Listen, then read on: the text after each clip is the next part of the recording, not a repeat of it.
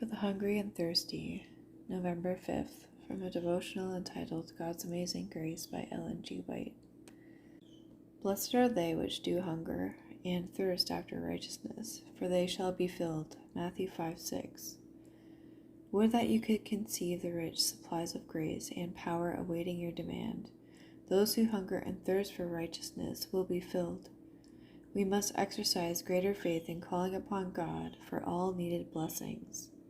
The strength acquired in prayer to God, united with individual effort in training the mind to thoughtfulness and caretaking, prepares the person for daily duties and keeps the spirit in peace under all circumstances, however trying. The temptations to which we are daily exposed make prayer a necessity, in order that we may be kept by the power of God through faith. The desires of the mind should be continually ascending in prayer for help, for light, for strength, for knowledge. But thought and prayer cannot take the place of earnest, faithful improvement of time. Work and prayer are both required in perfecting Christian character.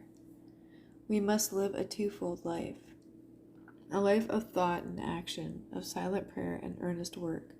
God requires us to be living epistles, known and read of all men.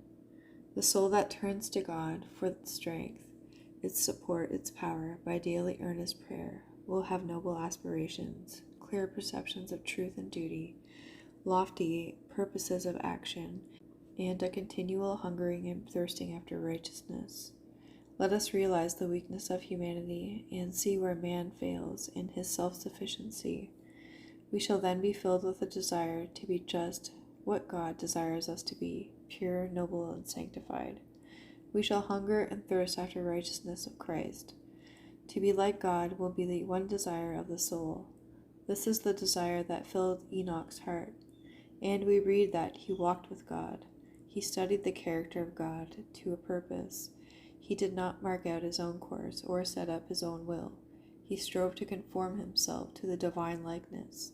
There is no excuse for defection or despondency, because all the promises of heavenly grace are for those who hunger and thirst after righteousness. The intensity of desire represented by hungering and thirsting is a pledge that the coveted supply will be given.